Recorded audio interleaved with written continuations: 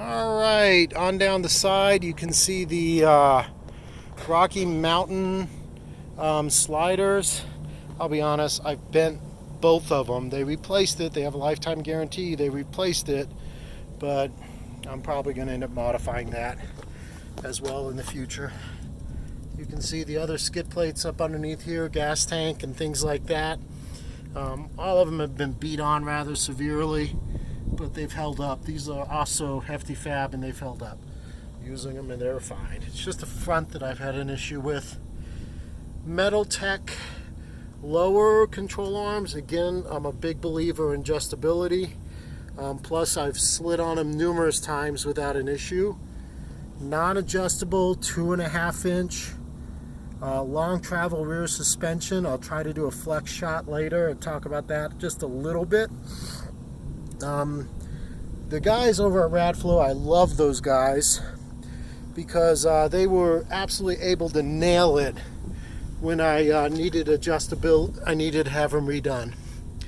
That is an Icon track bar, Metaltech upper, and I've adjusted that. You can see on level ground how much room I have from the Wheeler off-road bump stop. That is a 2.5 inch bump extension and the Wheeler setup, and I measured and did everything, and I'll show you how I did that in just a minute. That is an 8.2 axle. I got it off of a member who got it off of an FJ. I think it was a 2010 or 11. It's a locked 8.2, and you can see the harness. I had a whole bunch of green zip ties, so there you go. They're everywhere.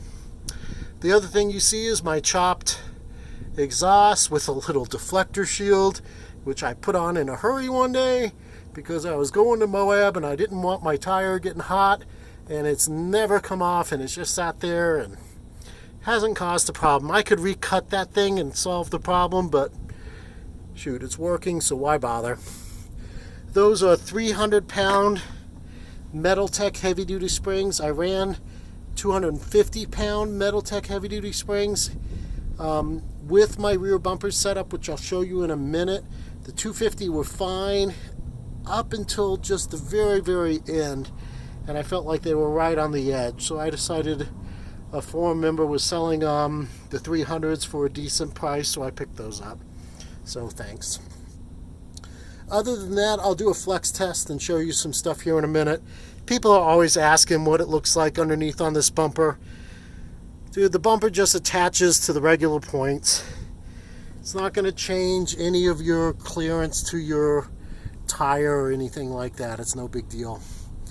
I am going to crawl underneath and show you one thing that I found to be a problem. If you see that cutout right there, the track bar, which is right next to it, can actually hit that link. If you pull the axle forward, it's more likely to hit. If you leave it back the way I have mine, it can still hit.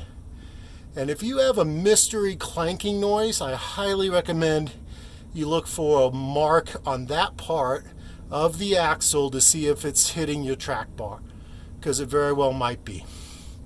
I also added in the shin guards, makes a big difference, and I added in little pieces of plastic just to keep the rocks from pitting my shocks, because that will happen.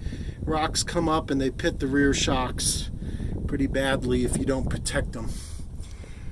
You can see, I'll go to the other side.